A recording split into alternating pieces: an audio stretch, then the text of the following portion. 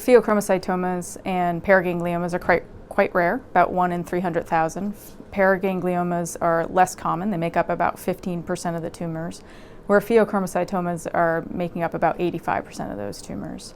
Pheochromocytomas have about a 2 to 8 per million incidence and probably only make up about 0.1 to 0.4% of all hypertensive patients.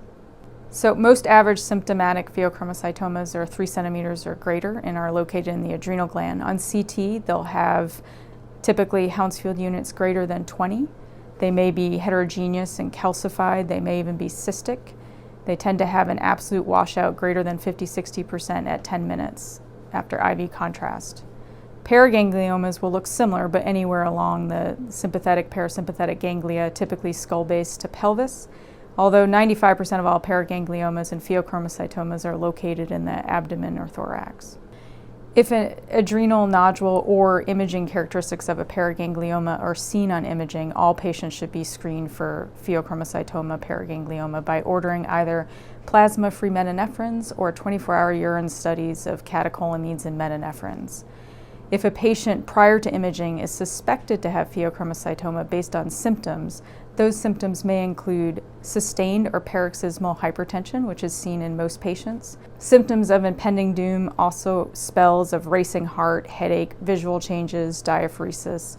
Those patients can be screened with either plasma-free metanephrines or 24-hour urine tests as well.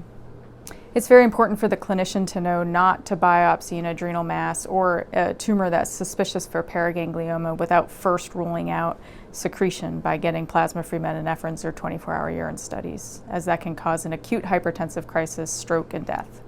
It's important for patients with pheochromocytoma and paraganglioma to have a well-experienced multidisciplinary team of both a medical endocrinologist for the medical preparation prior to surgery, as well as an experienced surgeon and anesthesia team that is well-versed in operating on patients with either pheochromocytoma or paraganglioma. The medical preparation is key to avoid risks of hypertensive crisis, stroke, death during the operation. Most patients should be prepared with an alpha blockade first until they're alpha blocked, and then a beta blocker if there's no contraindication, and sometimes we add calcium channel blockers to that regimen. Ideally, patients should have well-controlled blood pressure without the systolic being under 90 when standing, but it's good that they're close to being orthostatic at time of surgery. We also salt load patients or volume expand them prior to surgery to prevent postoperative hypotension. Postoperatively, it's important to rescreen patients with either plasma-free metanephrines or 24-hour urine catecholamines metanephrines to make sure they're biochemically cured. Then I would recommend annual screening for the rest of their life to ensure no recurrence.